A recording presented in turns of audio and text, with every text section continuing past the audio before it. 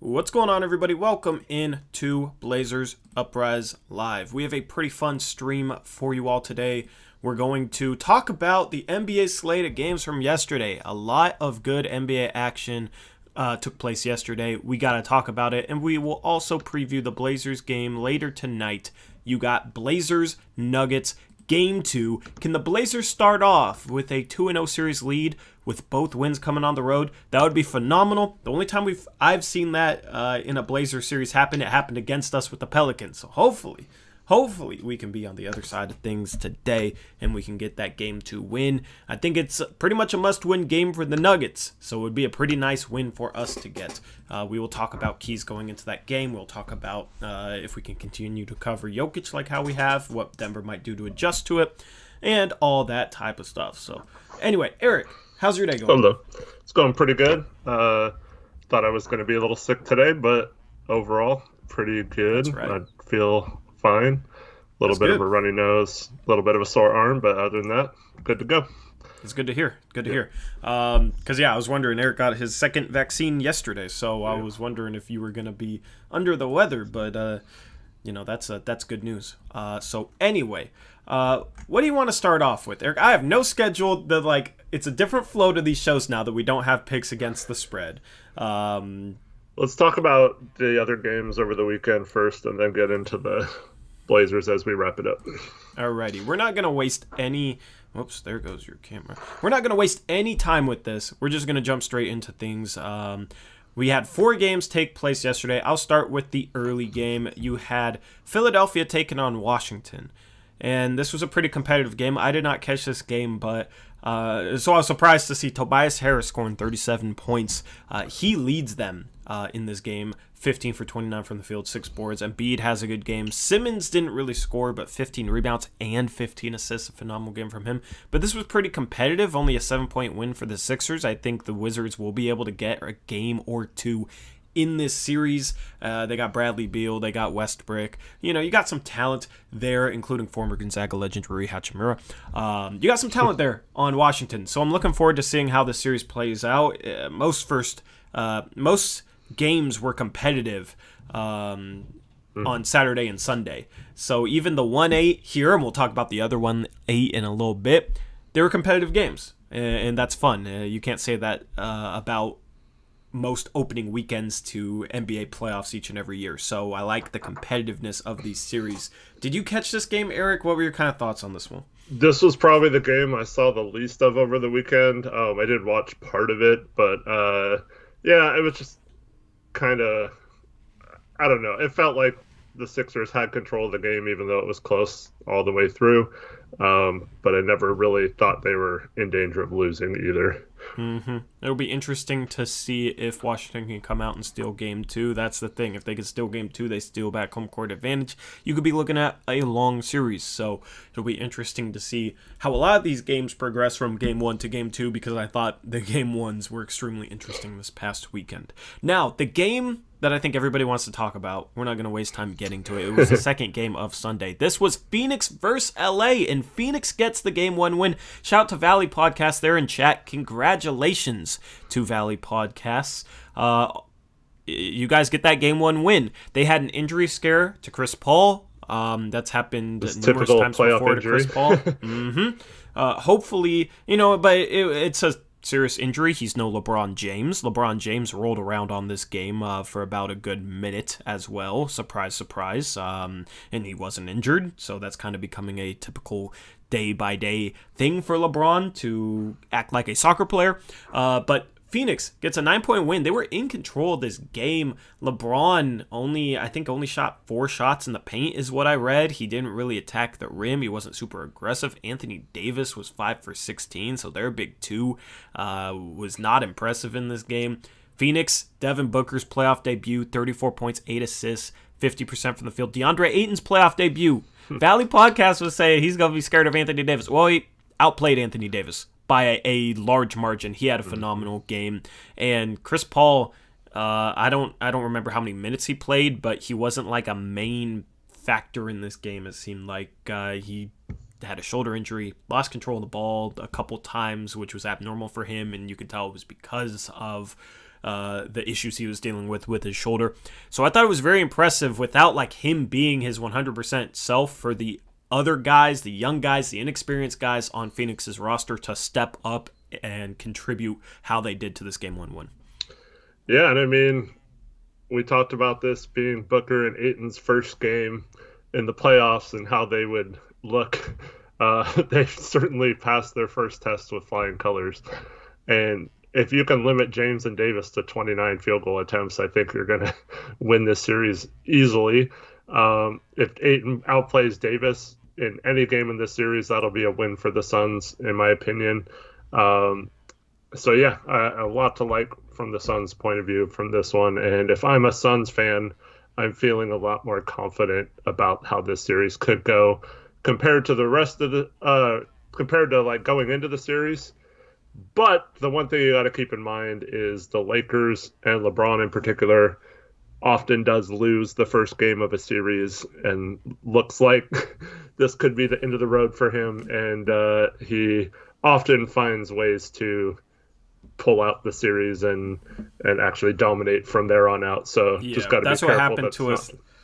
That's what happened to us last year. Yep. We won game 1, and then they dominated us the rest of the way. Now, here's the thing, though. LeBron's injury situation and his age puts a little different twist on it. I don't think LeBron is anywhere near as in rhythm or maybe even healthy as he was in last year's first round. So that definitely is a question mark.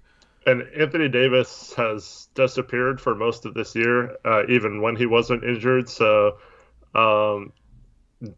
that's a guy who, if he doesn't show up to the series, it's game over for the Lakers this year. I don't know what his problem is this year, if he's just relaxing now that he won the title and feels vindicated or whatever. But that guy has absolutely not had a good year, even if you excuse the injury thing. But yeah, that guy's got to step up, and there's no way he should be getting dominated. He should be doing the domination in the series, in my opinion. Yep. So it'll be interesting to see how the Lakers come out in game 2. I'm expecting them to come out and put together a pretty quick run in the first quarter that Phoenix will have to kind of try and survive and then chip away at. If they can survive that run and then chip away at it, I think Phoenix has a solid chance of winning game 2. I just think Los Angeles is going to come out inspired in the next game and go on a first quarter run, get up 8 to 10 points. That's kind of my prediction for game 2 right now. I'm rooting for the Suns, of course. I would rather, I would love to see the Lakers lose in the first round. I would rather face the Suns in the second round. And then, if we face one of those teams in the second round, I'd rather lose to the Suns than lose to the Lakers. You know what I mean? So there's multiple reasons why I'd root for the Suns, and that's just not even counting, just for the Valley podcast guys and our homies over there. So I am definitely rooting for Phoenix. I was enjoying that game yesterday. It was a very intense game. It lived up to the hype. I thought it was the late game, so I actually wasn't paying attention, and then I didn't tune in until halfway through the second quarter. So I thought it was the late game. I was surprised they didn't make it the late game. Yeah, I think Sundays are a little different. They like the primetime NFL type scheduling versus Saturdays. They like the Saturday night ones. But yeah, I guess that makes sense. I just figured maybe it'd be like a 5 p.m. tip-off time around there. But we will get to the later games. Anything that you want to say on this game left? Yeah, so Reese says LeBron was good in this game. He just wasn't aggressive at all. In my mind, that means he wasn't good. By his standards. He knows he needs to be aggressive. He can't get by with, especially if Davis is a no-show. You can't get by being not aggressive. You have to be the best player in the league, and arguably first or second best player of all time. You can't finish a game saying, "Oh, I had a good game. I just wasn't very aggressive." No, that's if you're the GOAT, you have to be aggressive at all times when your team needs you. So to me, that's like saying you can't say he had a good game if you also say he wasn't aggressive. Yep. If Nasir Little has this game, we're saying it's a great game. LeBron James, it's not a great game for LeBron. Strider says hype for Valley podcast collabs after every game if that's the second round matchup. I don't know if that'll be a thing. We're too competitive. We are too competitive. I don't want to ruin that relationship because they're triggered about Cameron Payne getting ejected again, and we're triggered about, Chris Paul, like, being too chippy and maybe a little too, I don't know. Playoffs are a different beast. After a regular season game, completely fine. I don't know. Before games, I think it would be fine to do collabs. But after games, I'm not sure because we're going to be wound up 100,000%. So we'll see. We got to get that matchup first. It's still up in the air. Nice. What shade did I throw? I'm just saying, like, you're saying we can't act civil. Man, I mean, I'm realistic. You guys know I call it how it is. It's the playoffs, baby. I mean, do you guys see my tweets at the end of that Game 1 win? Yeah, I don't know. Let's just move on and talk Knicks Hawks. This was a phenomenal game, Eric. And this was one of the series I was looking forward to the most. This was a phenomenal game, not only because it was close. It went into OT, didn't it? I thought it ended in regulation. Tripping? It might have ended in regulation. It was gonna. It did end in regulation. You're right.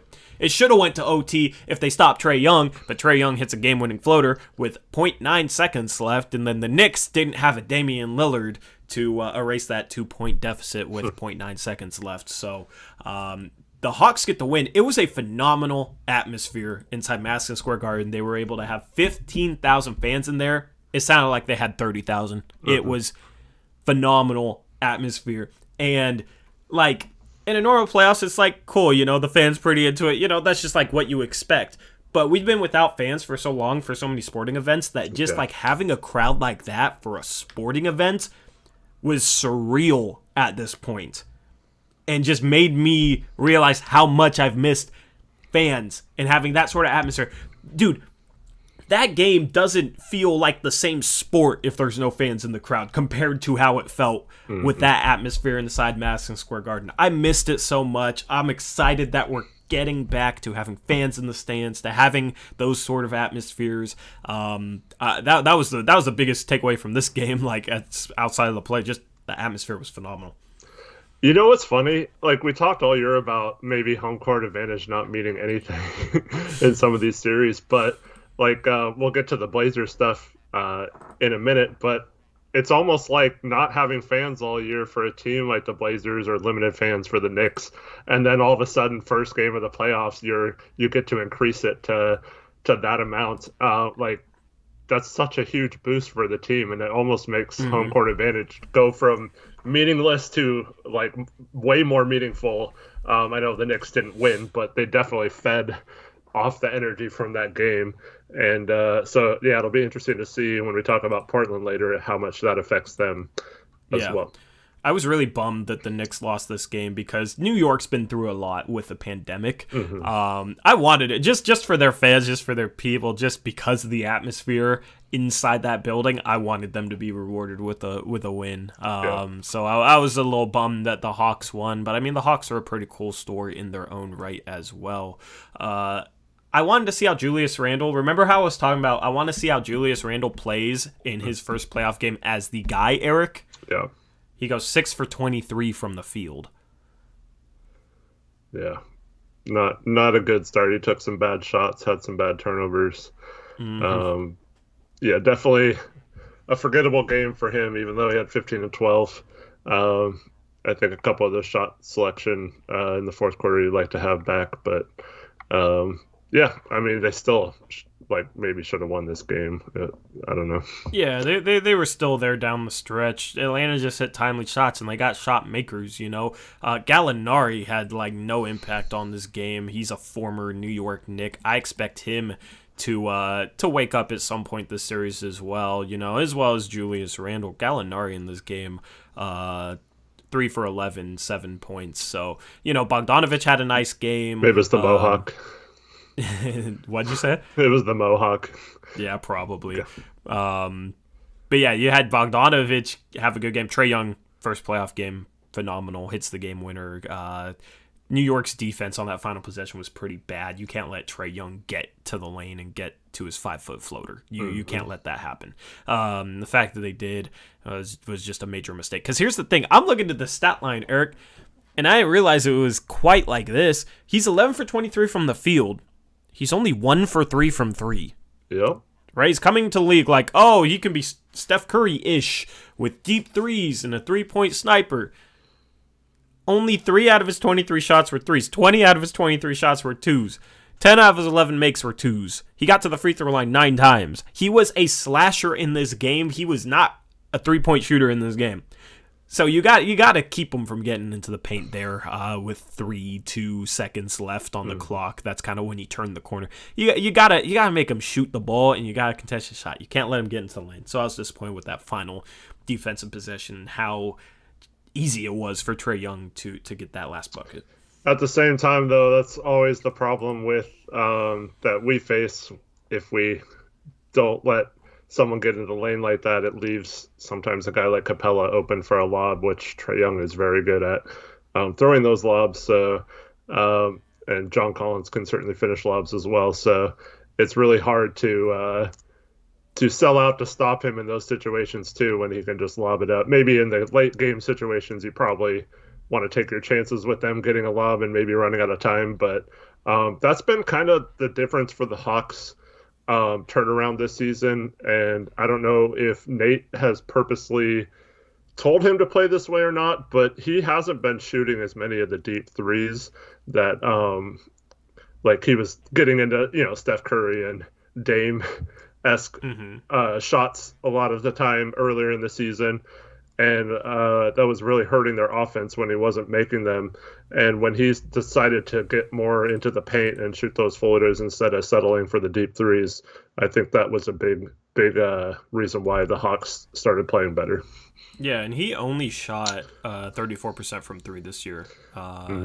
So, yeah, he's only shot 34% from 3 his career. So he is not a Dame type of shooter. He's not a Steph type of shooter for sure, but what he is a slasher. He's a playmaker, averaged 9.5 assists per game, 25 points per game. He's able to get to the free throw line. He's perfected the art of flopping already in his third season. I don't like Trae Young. All right, just gonna say this now, right? I can pay him respects and say what he's good at, but I don't like him though. Like, I don't like kind of his just the attitude he has on the court. I don't know. There's just something about him that rubs me the wrong way. I don't know. He's always just had this attitude on the court. Even going back to like last year when he played us, he just always had this attitude on the court that just rubs me the wrong way. And now he's becoming the next James Harden with the way he just flops around the place. I already do not like Trae Young whatsoever. I think it's going to trigger a rule change though this offseason and make it more a point of emphasis where if you're the ball handler, the shooter, and you're initiating the contact, I think that's going to start being either an offensive foul or a no call starting next year. So I think a lot of his free throw attempts will be lessened starting next year. But as long as that's the rule this year, we saw Dame do that on a pump fake 3-pointer against Denver in Game 1. So yeah, as long as that's the rule, you got to take advantage of it. And these players like Trae Young and Luka and they found a way to exploit that and get to the line easier. Yep. Let's talk about the fourth game, Eric. Let's talk about Jazz and Grizzlies. The Grizzlies get the Game 1 upsets. I forgot to change the tagline there. I'll actually change that now. But yeah, you got the Grizzlies getting the upset over the Jazz. This was a game where they led by like 15, 16, 17 points in the, late third, early fourth. The Jazz were able to bring it back to 3, but weren't able to win this game. The big storyline from this game is Donovan Mitchell thought he was ready to go, and they end up sitting him out and then losing Game 1. It has now been reported that he will play in Game 2. But I mean, that's a 1-0 hole, and you've heard talk about, okay, Utah, they're playing great in the regular season, but what are they going to do in the playoffs? And they come into the playoffs against a team that wasn't even a top 8 seed. They played their way in from 9th, a team with very little playoff experience, and they lose Game 1. I know they didn't have Donovan Mitchell, but they still should have won Game 1 if they are, the team that we've seen all season. So what do you think was kind of the issue there? Was it just not having Donovan Mitchell? Or speaking about Donovan Mitchell first, so if they're playing the Warriors, I think 100% he plays. I think they took Memphis lightly. They thought they were going to easily win this game even without Mitchell. And there's some reports today, and if you combine those with the reports after the shutdown last year, where there was a lot of people saying that Gobert and Mitchell hated each other and that they couldn't coexist in the future. And we obviously saw them come back in the bubble and play together, so we kind of dismissed that. But now they're saying that many in the Jazz front office are divided, and there are very few in Mitchell's side of the camp, and that they all want to roll with Gobert. They think they're better without Mitchell, which I think is craziness. Better without him. But, so this could be coming to a situation where they have to trade one or the other this summer, and it might be Donovan Mitchell that is the one that's traded, which is insane, but yeah. Here's the thing. Okay, Mitchell isn't necessarily better than Gobert or more impactful right now than Gobert, but the only way they're going to win a championship is if Donovan Mitchell becomes a superstar. Right. And I think he has the chance to become a superstar, I mean, it's not necessarily likely, but he needs to be a guy that can give him 27, 28 points per game on a high level of efficiency and be kind of their lead playmaker. The thing is, he's already close to that, Eric. He averaged 26 points per game and 5 assists this year. Yeah. He shot 44% from the field, 38% from three, true shooting percentage, 57%. You'd like him to be a little bit more efficient, maybe take over games a little bit more, but he had he's close to a superstar caliber player. Mm-hmm. The only way they're ever going to have a chance of winning a championship is if he truly fully realizes his potential. He's still 24 years old. So he needs to fully realize his potential, because Gobert isn't going to be any better than he is. Right. They need Mitchell to fully realize what he can be. The only exception to that would be if they traded for someone that was around Mitchell's level, that was just maybe a better fit with the organization and with Gobert and stuff. Yeah, I just don't see how that would be possible. Right. What guy, Go Blazer says CJ for Donovan Mitchell. No way. You know what I mean? There's no way either team does that, I think, because Mitchell's better than CJ. Well, I don't think either team does that, but Utah is one of the teams where if CJ was their main guard, they have enough defense around him to compensate for that. So that would be interesting. I doubt they would trade with each other with those bigger players. I just don't see in how the same division and stuff. But yeah, it's definitely an interesting thing. Reese says Jaylen Brown for Mitchell. I don't think that improves the Jazz ceiling. It might make them a better team, maybe for a year or two, but I still think Mitchell's upside is bigger than Brown's. And that's the thing, is CJ, I think it lowers their ceiling. Yeah. I think it lowers their ceiling. And Jaylen Brown, I think it lowers their ceiling. Donovan Mitchell, gives them a chance at a championship ceiling, because I still think he can become a 29-6, 29-7 guy. He's already pretty close. He's already close to that. So, I think Jaylen Brown and CJ would both be downgrades, and then they wouldn't have, they wouldn't have the same ceiling as individual players as a Donovan Mitchell. So that's the thing. And you'll have people throw out random stuff now at this point in chat. Mitchell for Clay. Come on. But yeah, so that's the thing, is that's a tough situation. I don't think they'll trade him, but that is an interesting report. Obviously, how this playoffs go, that depends on how this playoffs go. If they lose in the first round of Memphis, then could blow it up, yeah. You're looking at, they're gonna need to do some changes, and that would suck for the Jazz, because they've had a great season. They've put together a really good roster, but it's still not a roster where I would be oh my goodness, this is the biggest upset ever if the Memphis Grizzlies beat them in round one. You know what I mean? Because the Grizzlies got players too. John Morant had a great game. Dillon Brooks yesterday had a phenomenal game. Shout out to Reese. All right, there. One of your guys had one of your guys had a phenomenal game yesterday. It was Dillon Brooks. Next game, he's probably going 7 for 26, because that's how it goes with Dillon Brooks. He'll have a great game like this, and then a real rough shooting night. But I mean, you got Brooks, Morant, Valanciunas. Anderson had 14 points and 6 steals. Eric, he's improved a lot this year. Jaren Jackson Jr. had a very quiet game. They still won this game. So you got players on Memphis. I think this is a series that could go 7. Even with Mitchell back, I think Memphis is playing with a lot of confidence right now. They're playing with a ton of energy. They play a style that is a bit of a contrast to Utah's. They play very, very fast in transition, and that's the one way to neutralize Gobert's rim protection. Is if you're playing the half court, Gobert can kind of be parked around the rim. You can't get defensive 3 seconds or whatnot, but he can be around the rim and protect the rim, and he's the best rim protector in the league. If you're running in transition, you're beating him down the floor most likely. Mm-hmm. So you're not having to he's not able to have a defensive impact the more you run. The more you run, the less of a defensive impact he will have. So that's the thing, is it's a battle of pace. The Jazz don't play as slow as they used to, but still Memphis plays the fastest. They're the best fast break offense in the league. That is their biggest strength. So that's the thing to watch for in this series. Even if Mitchell's back, Memphis can score if they can get out and run, and if they can force turnovers, that'll be the way they can beat the Jazz. So I'm very curious to see how the series goes. Utah might win it in 5 and just take over, but I wouldn't be surprised if Memphis pushes this to 7 and even wins this series.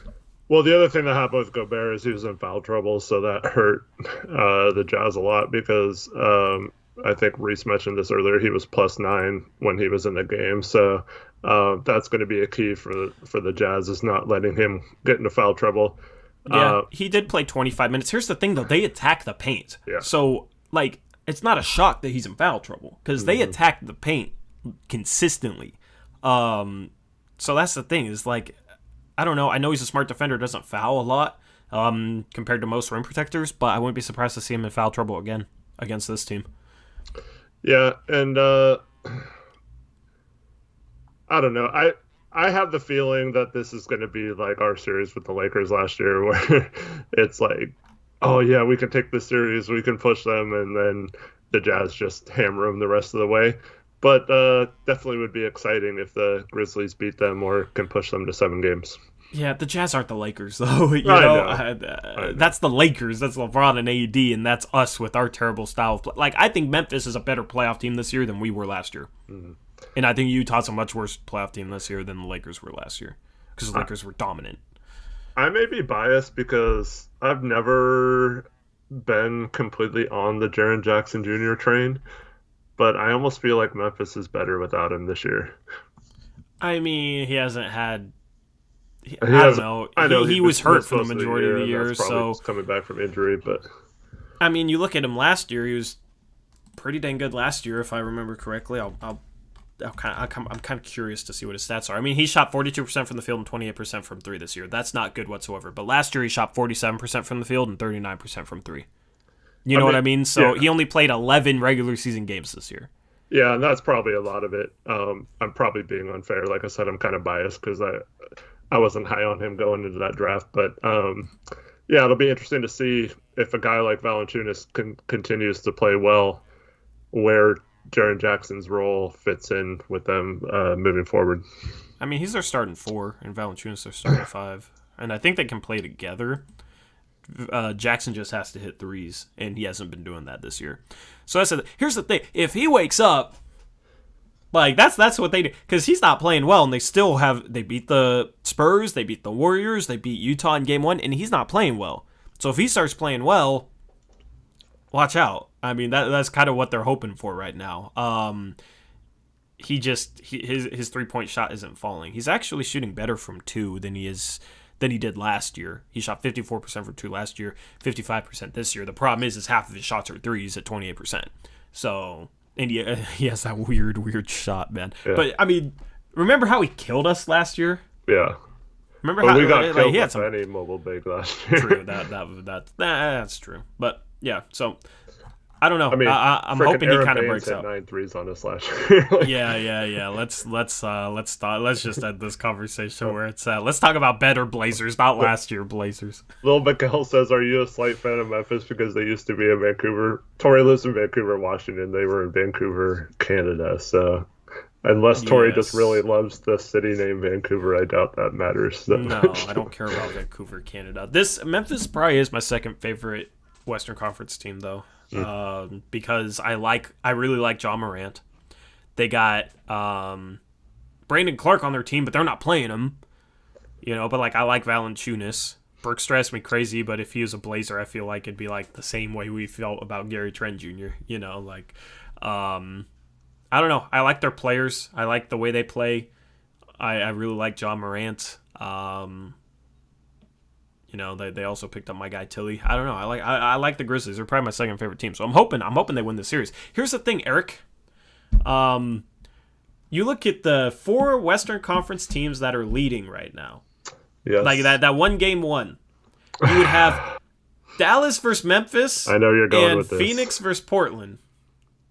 I'm not going anywhere with this. Yeah, exactly. Like the Blazers like beat Phoenix, and you have a legit like. Then you'd have Dallas or Memphis to go to the NBA Finals. I mean, my goodness, and it's very unlikely that all 4 of those teams win. I'm just saying, like, you would have one of Phoenix, Dallas, Memphis, and Portland in the finals. That it's wide open. So here's the thing, though. Like, even if Utah wins, it's still like you'd have Utah in the finals would be just strange, So like the like unless one of the LA teams turns it around, I think it's going like you're gonna have a Western Conference team in the finals that's just going to be weird to have in the finals.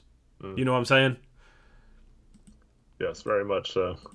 I was thinking about that, like if Dallas wins, that pretty much makes it weird no matter who makes it out of the other 3 between them, Utah and Memphis. Even though it's weird to talk about a number 1 seed that way, but it's still weird. But I am all for both LA teams losing in the first round. I think that would be great. I don't care if Phoenix is a worse matchup for us or not. I want to see both LA teams go down hard in the first series, man. That would be so great to watch. Yeah. I mean, here's the thing. If we lost in the second round to Phoenix, thoughts would have less of an excuse than if we lost in the second round to LA. You know what I mean? Yeah. Like, because I don't know if Valley Pod's still in here. I don't think Phoenix is more talented than us. I think they might be better. They might be like have a more cohesive fit with their talent, but in terms of pure talent, I don't think they're more talented than us. Yeah. I mean, we've gone through this before, but you think at worst the backcourts kind of cancel each other out. And then, I mean, if Nurk is playing well and Ayton's playing well, I don't know. They both do things better than the other person, but it's really close is what you're saying so I could this is why we argued all year that we don't think Utah and Phoenix are that much better talent wise than us, and that why we shouldn't be that far behind them in the standings. But I mean, that's the thing is like when you go up against Phoenix, they're gonna trap Dame. They have more mobility with their bigs. They have guards that will crush drop scheme. Meanwhile, right now we're playing against Campazzo and Austin Rivers, who you could run drop on and be completely fine. Yeah. So that's the thing. Denver is. I mean, as I've said, Denver isn't exploited. Denver isn't built to exploit our weaknesses. Phoenix is a team that is. So we would have to figure some things out against Phoenix that we won't necessarily have to figure out against Denver. But speaking of Denver. As Gabe says, Phoenix just uses their talent more wisely for some reason. Yes. That's actually unknown. That's actually very well said. Yes. Yeah, that's very well said. I mean, shoot, man. But Blazer fans, like, there's some Blazer fans, Gabe, that act like I'm crazy for saying that, and they think our team is just not talented at all. I don't know, man. It's there's a lot of people that just don't make sense when it comes to their takes around this team. But, it is what it is. I guess that will always be the case. But let's preview this game tonight, Eric. You got Game 2, Portland versus Denver. How much of a must-win is this game for Denver? I think it's 100% must-win. I mean, they can still win a game or two maybe in the series, but I feel like if the Blazers come out and win this game, the series is pretty much over. And, I mean, it would just be so deflating to them to overcome the injuries for so many weeks and then to have it get to the playoffs with a lot of momentum and then just end it with a thud. And yeah, it's I feel like this is also like I wouldn't say must win for Portland too, but like I feel like their mindset on this game will determine whether this is going to be a hard fought like 7 game series or a series that will easily dispense of them. Yeah, yeah, it is a very important game for Denver. I mean, because you're going back to Portland. Portland's going to have 8,000 fans in the stands, by the way, for games 3 and 4. It wasn't the 50% capacity we were hoping, but it's pretty close. It's about, I think it's 40% capacity, essentially, vaccinated fan sections and whatnot. So should have a bit of a home court atmosphere there for Portland. If we can make it to the second round, hopefully maybe could build upon that. We'll have to wait and see. Case counts are declining in Oregon, Washington, across the country right now. So, home court advantage could become more and more of a strength as we get into the playoffs. Completely different conversation than we had a year ago. I enjoyed that. This is the conversation right now, man. I just looked back.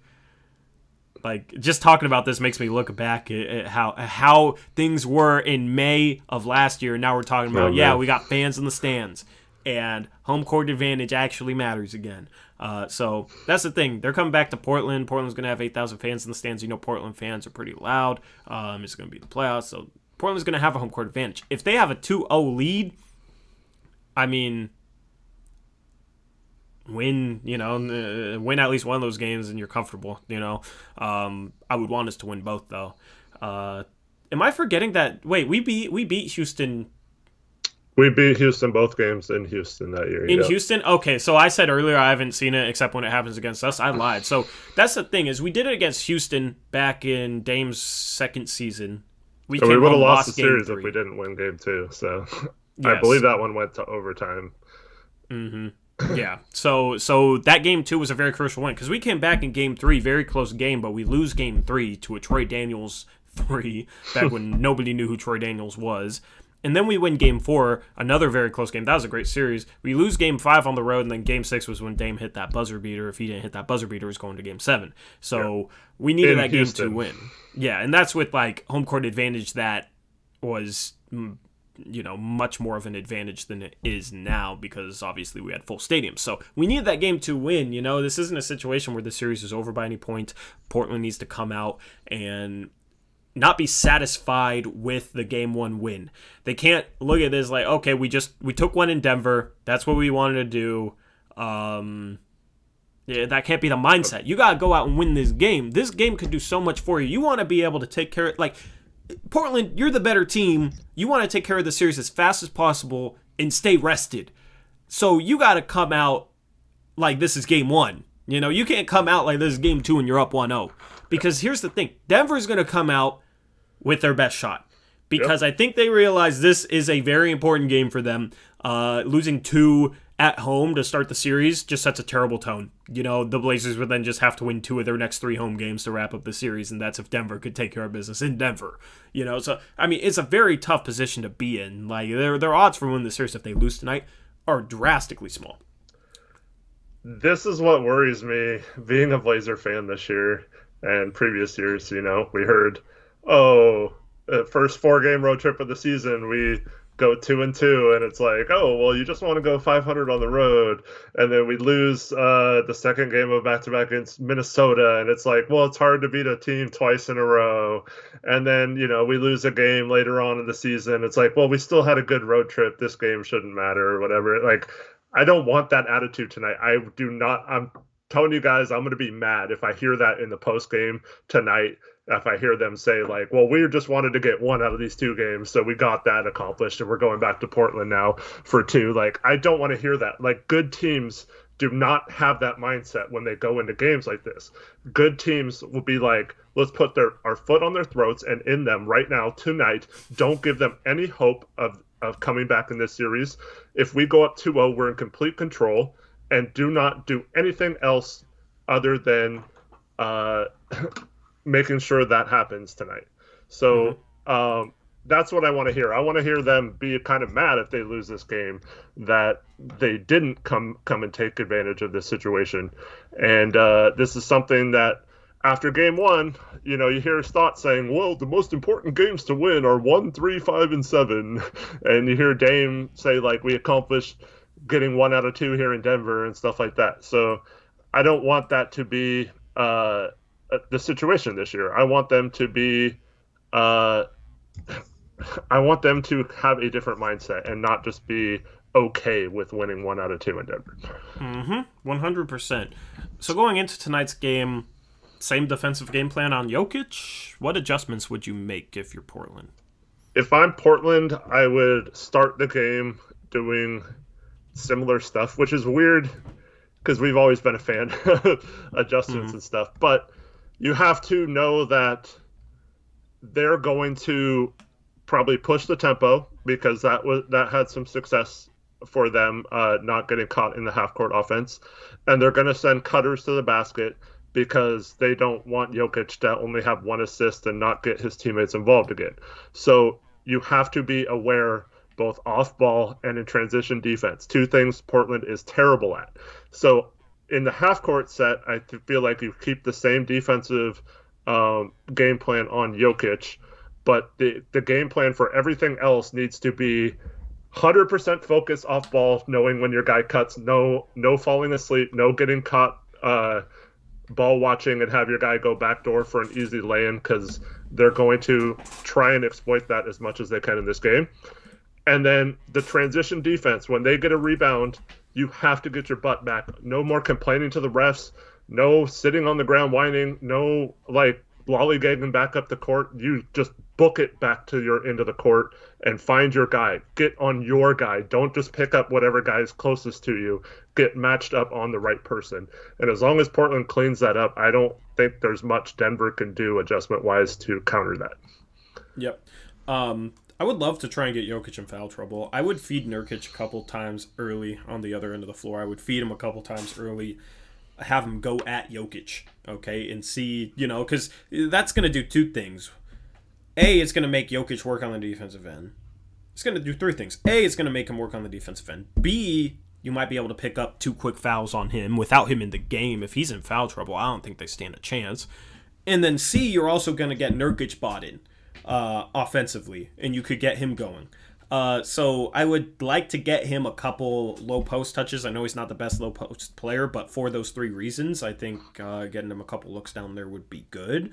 But then continue to put Jokic in the pick and roll and make him defend out there in space, because that's another way you can pick up fouls on him. You shouldn't focus too much on getting a defensive player in foul trouble, but if you can get Jokic in foul trouble, you're sitting pretty if you're Portland. Because, I mean, what else do they got? Right. Like, they're going to have Michael Porter Jr. have a 40-point game, and even then, they could still lose this game if Jokic has any sort of foul trouble. So, that would be something I would try. But at this point, if you're Portland, you just got to see what Denver tries to do differently and then try and take that away. Because Denver is the team. Here's the thing. The team that loses game 1 is normally the team that's going to make adjustments going into game 2.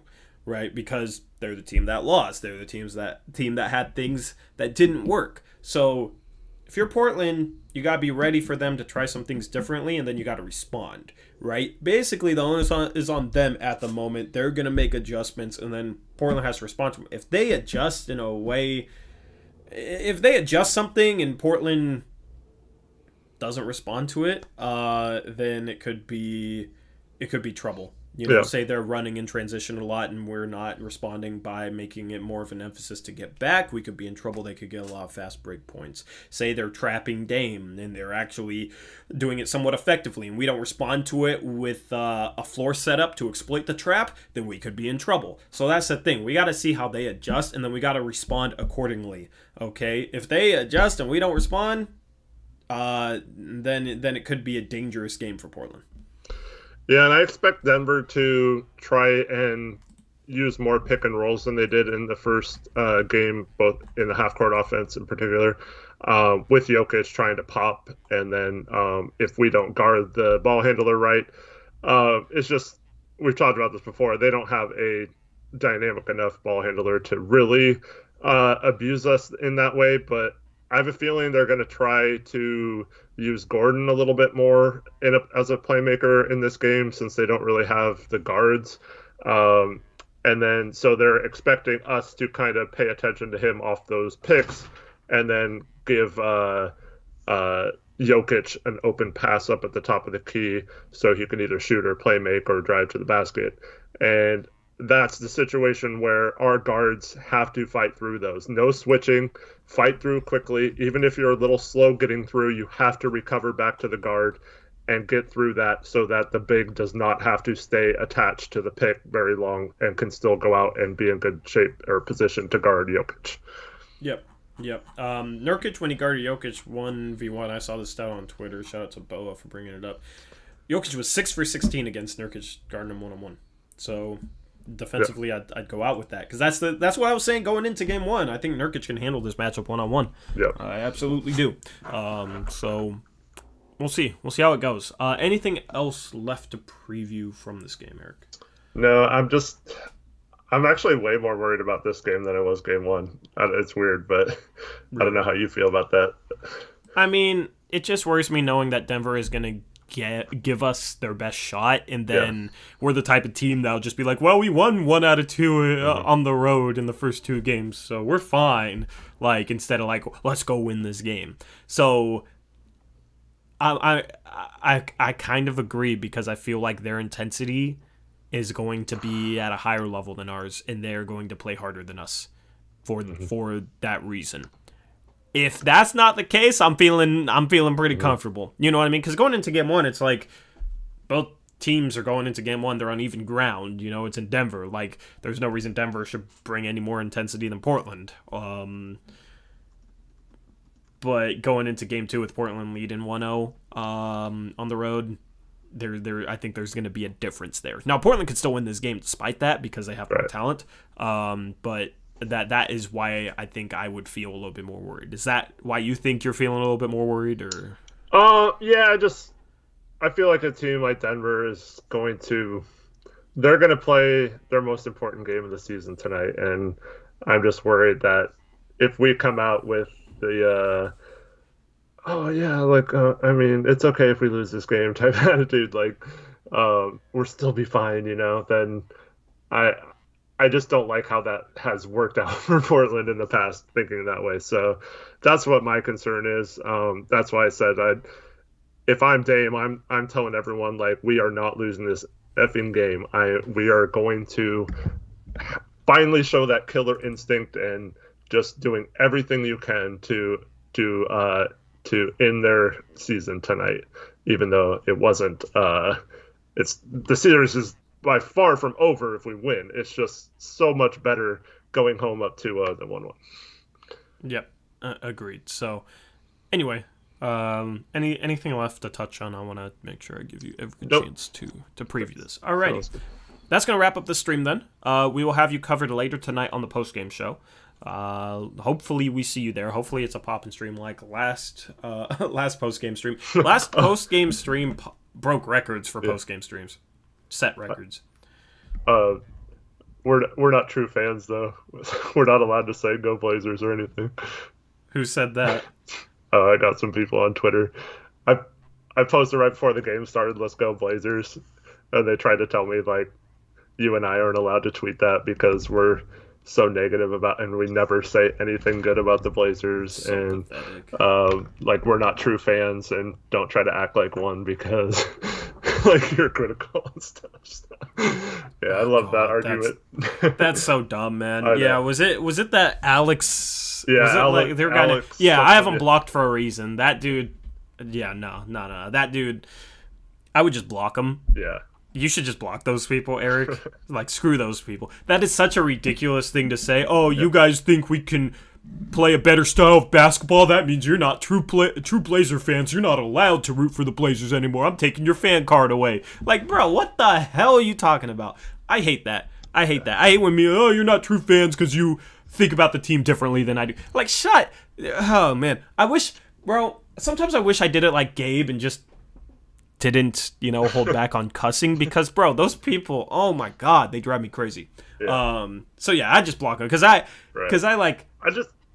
I blocked the Alex guy for a reason. That dude's just ridiculous. My thing has always been like, okay, if you don't want to think critically, if you just think you want to root for every player on the team and you want to root for the coach and you won't ever say anything bad, like, that's fine. I'm not going to tell you, like, oh, you're not a true fan if you think that way. Like, no, people root in their own way.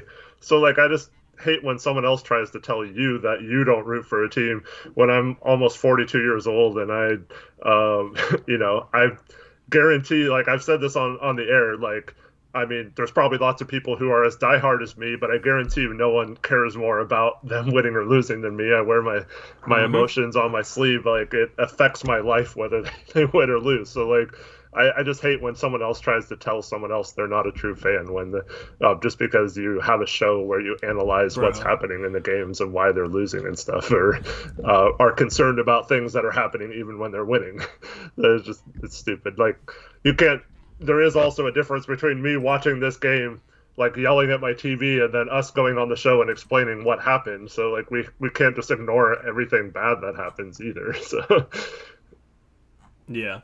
So, like, Yeet says, Eric is an OG fan, but Tori is a fraud, kind of. I mean, I think you're kind of perma-banned, bro. But, dude, I found myself defending Chad Doing because Mr. Luke Kafka was trying to say he wasn't a real fan because he didn't support the team enough. He was critical and yada, yada, yada. I mean, I found myself defending, defended Chad Doing, bro, because people were trying to say he's not real. Like, that's the thing, bro. For as much beef as I've had with Chad Doing, that dude is a fan of the team. Like, and you can tell. You know what I mean? Like, so saying he's not a fan because he's critical is just like, that's the same thing people say about us. So, like, shoot, man. I mean, I was even defending Chad Doing. Like, what's hilarious is the group that's calling him out today. I'm still blocked by him, so I haven't seen his post other than I went into incognito mode to see the candles comment, which was dumb, but like I think he was trolling. But like, he got so much crap for that, and I know. And it's all people who are the same people who gave us crap when we, like, 2 years ago when we started saying that Stotts wasn't a good coach, and the same people who have been very anti-Olshey all year and very still pro Stotts, and some of them tried to claim they were okay with Stotts getting fired when we started losing again, but now they're all back to hating anyone who disagrees with their opinion, and all of them it's just weird to me how, like, we get called the ones that are like not seeing everyone's side or not being positive when it's all these people who claim they're positive and true fans calling out people for having opinions and stuff, and just a lot of two-faced people out there. Yep, a lot of them. But we keep it real and we say what's on our minds. And you got, like, I don't know, the only people that say that we're not true fans of the team are people that don't like our opinions on the team. Mm-hmm. Like, anybody that isn't too caught up with a different opinion or agrees with our opinion knows that we're real fans, bro. I mean, oh goodness. So, a lot of ridiculous people out there with superiority complexes, and, they ain't gonna change, Stott's gonna be gone, it's gonna be something new next year, and we're still not gonna be real fans or something. I don't know. There's always gonna be some just stupid high school drama over on Twitter. That's what Twitter is for. It's to relapse back to the nostalgic days of high school when, you had a bunch of drama with a bunch of people. I mean, that's literally what it is. And some people want to get their fix of drama, so they go on Twitter and cause beef and cause a scene. That's just the way it goes. So, I don't know. That's always kind of been my view on Twitter. Yeah, me too. So, anyway, we're going to wrap up this post-game show. We will catch you later tonight. Did I say that's going to wrap up this post-game show? I think so, but... That's going to wrap up this pre-game show. We will catch you later tonight on the post-game show. I'm too used to saying that. So wraps up this post-game show. Yeah. That wraps up Blazers Uprise Live. We'll see you guys later tonight. Hopefully the Blazers can take care of business in Game 2. We will have you covered. Make sure to follow us on Twitter if you don't already do so. I'm at Tory Jones YT. Eric's at HoopsJock. The channel is at Blazers Uprise YT. definitely go leave us a follow. Playoff tweeting is another level. All right, let me just say that. And let me just say it's not as PG rated as this channel. Okay? Okay. So anyway, we'll catch you later tonight. Hope you enjoy the next 2.5 hours until game time, and hopefully the Blazers can get things done. We will see you later. As always, peace out. Go Blazers.